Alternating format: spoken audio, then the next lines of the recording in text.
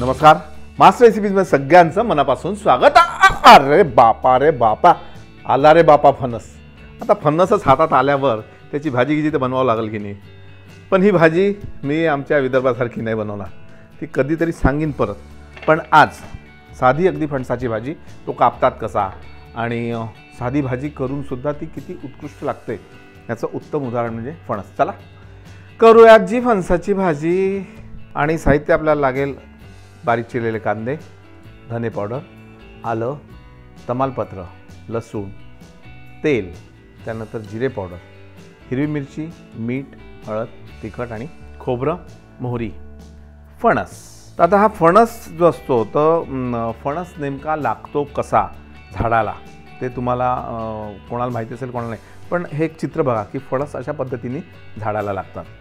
बरं, या अशा फणसामध्ये भरपूर काही आपल्याला गोष्टी असतात, म्हणजे मॅग्नेशियम, पोटॅशियम, त्याच्यानंतर कॉपर आपल्याला मिळतं, त्याच्यानंतर प्रोटीन्स मिळतात आणि व्हिटॅमिन ए आणि सी असतं याच्यामध्ये।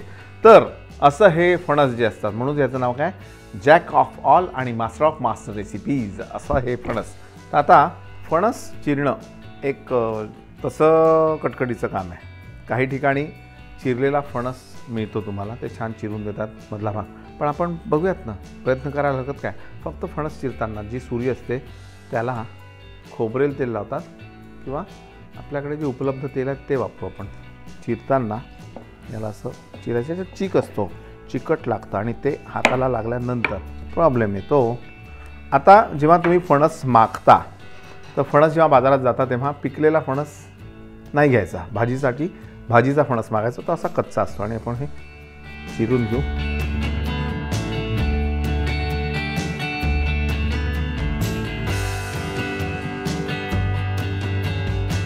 एक पद्धत अशी झाली। आता याच्यात तुम्ही बघत असाल की हा जो चीक आहे ना, हा चिकट असतो, तर हा हाताला लागायला नको म्हणून हात आणि सुरी हे दोन्ही तेल लावायचं याला।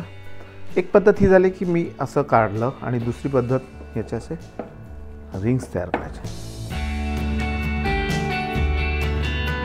आणि असं केलं म्हणजे हे चिरायला सोपं जाईल। असा हा फणस कापून तयार होतो। आता याच्यामध्ये ही आठळी असते बघा, ही आठळी आहे, ही तशी कोळी आहे, पण जो पिकलेला फणस असतो तर त्याची आठळी थोडी मोठी असते आणि हार्डसुद्धा असते, त्याला बिकणंसुद्धा असं म्हणतात आणि ती भाज्यांमध्ये वापरतात किंवा त्या मसुरीच्या आमटीमध्ये त्याला वापरतात, अप्रतिम लागते। सध्या आपण हे चिरून घेऊ। तर अशा प्रकारे फणस आपला सज्ज झाला आहे तयार होण्यासाठी आणि मी पण तयार आहे। सगळ्यात पहिले आपण गॅस पेटवूयात। आता मी पितळेची कढई वापरली आहे, पण पितळेची कढई वापरताना त्याला कढई करून घेतली आहे शेंगदाण्याचं तेल। तेल कढईत तापल्यानंतर त्यामध्ये आपण घालूयात मोहरी। मोहरी व्यवस्थित फुटल्यानंतर त्यामध्ये लसूण छान व्यवस्थित भाजून घ्यायचा। बारीक चिरलेला कांदा आणि याला व्यवस्थित परतून घ्यायचा आणि परततानाच एक 2-3 तमालपत्र यात घालायचे, त्याचा एक छान वेगळा स्वाद त्याला लागतो। आणि हे परतल्या जात आहे तोपर्यंत हिरवी मिरची आपण थोडी ठेचून घेऊयात।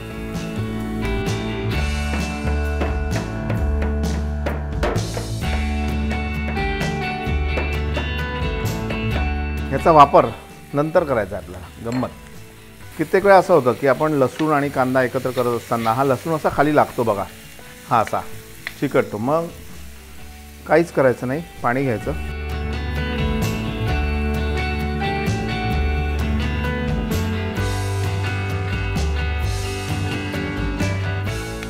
हे काढून टाकायचं आणि पुन्हा कांदा व्यवस्थित परतून घ्यायचा। आता मात्र कुठल्याही लसणाची बिशाद नाही की तो पुन्हा त्या कढईला चिकते। आणि अशी पितळेची कढई जर तुम्हाला हवी असेल तर खाली डिस्क्रिप्शन बॉक्समध्ये याच्या सूचना दिल्यात की तुम्हाला कशी मिळू शकते।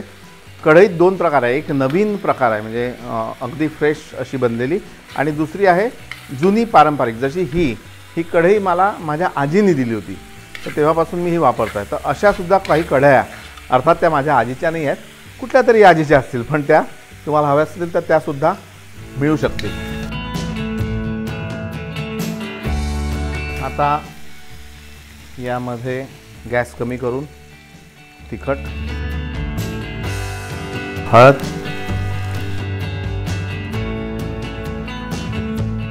धने पावडर, जिरे पावडर. त्याचं प्रमाण कसं की समजा तुम्ही एक अर्धा किलो फणस घेतला असेल तर 2-2 चमचे धने जिरे पावडर, त्याला एक 200 ग्राम कांदा, त्याच्यानंतर लसूण जे आहे ते लसूणीची पेस्ट एक 2 चमचे असं सगळं घ्यायचं. आणि तिखट आहे, मीठ आहे हे तुमच्या चवीनुसार, कारण काही लोकांना थोडं जास्त खारट चालतं, काही लोकांना कमी चालतं. त्या हिशोबाने यात थोडं पाणी घालून मी काय केलं, मसाला फक्त एकत्र करून घेतला. आणि आता वेळ आहे फणसाची.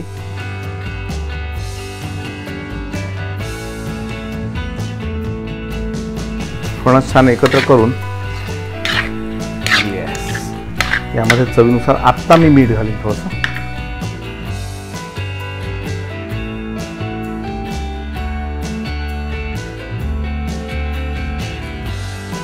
आणि अगदी थोडंसं भाजूनी पाणी सोडून.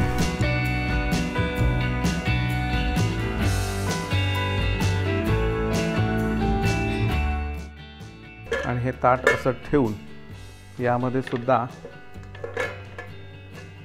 थोडंसं पाणी. आता हे पाणी कशासाठी नाही का, तर अडचणीसाठी. म्हणजे खाली आपण फणस शिजत ठेवलेला आहे आणि तुम्हाला असं वाटलं की नाही शिजला नाही, अजून थोडं पाणी घालायचं आहे, तर त्यावेळी पुन्हा वेगळं पाणी गरम करायला नको. हे पाणी अर्थात त्या वाफेने गरम होईल आणि हेच पाणी त्यात घालायचं. गंमत कशी असते की तुम्ही भाजी शिजत असताना थंड पाणी जर घातलं तर भाजी शिजत असतानाची जी प्रोसेस आहे त्याला खंड पडतो आणि मग चवीत फरक पडतो. म्हणून मग ती प्रोसेस तशीच सुरू व्हावी म्हणून मग आपण गरम पाणी घालतो. छोट्या छोट्या गोष्टी असतात, विज्ञान आहे शेवटी हे. आणि पदार्थ विज्ञान म्हणतात की नाही, ते आहे पदार्थ विज्ञान. आपण फणस शिजवून घेऊ. चला आता बघूयात भाजीचं काय झालं ते. आता ही अशी ड्राय पद्धतीने तयार झालेली आहे भाजी. शिजायला थोडा वेळ आहे, हे पाणी आपल्या कामात येईल बघा.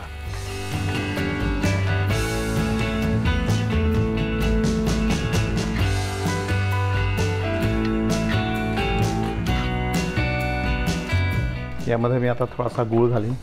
ही साधारण एक शिजायला 10 मिनटं आपल्याला लागतात. आणि शिजली की नाही हे पाहायचं असेल तर एक सुरी घ्यायची आणि त्यामध्ये घालून पाहायचं. ओके, हा भाग बाहेरचा, मधला भाग तो शिजलेला असतोच, पण साईडचा भाग, बाजूचा भाग, हा पोर्शन मऊ झाला म्हणजे समजायचं की ओके व्यवस्थित झालेली आहे. त्यामध्ये आता थोडं सुकं खोबरं, कोथिंबीर आणि मी मागाशी म्हटलं तर हिरवी मिरची आपण ठेवलेली आहे, ती हिरवी मिरची अशी घालायची. हिरवी मिरची आणि आल्याची पेस्ट ही सगळ्यात शेवटी घातली, कारण ही जी वरून आपण पेस्ट घालतो त्याची मजा वेगळी असते, चवीत फरक पडतो. आपण सर्व करूयात.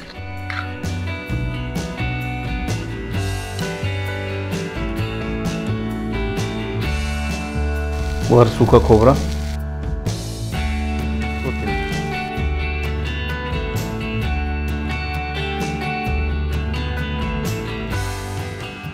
तर अशा पद्धतीने तयार केलेली फणसाची भाजी तुम्ही नक्की करा आणि केल्यानंतर आम्हाला कळवायला विसरू नका की ती तुम्हाला कशी वाटली. याचे 2-3 प्रकार आहेत. ठेचलेल्या फणसाची भाजीसुद्धा अप्रतिम लागते. ती कोकणातल्या दुसऱ्या एका भागात बनवतात आणि विदर्भातसुद्धा एक वेगळाच भाजीचा प्रकार आहे. तोही कसा असतो तो सांगेन पुन्हा केव्हा तरी. पण तुर्तास धन्यवाद. पाहत राहा मास्टर रेसिपीज.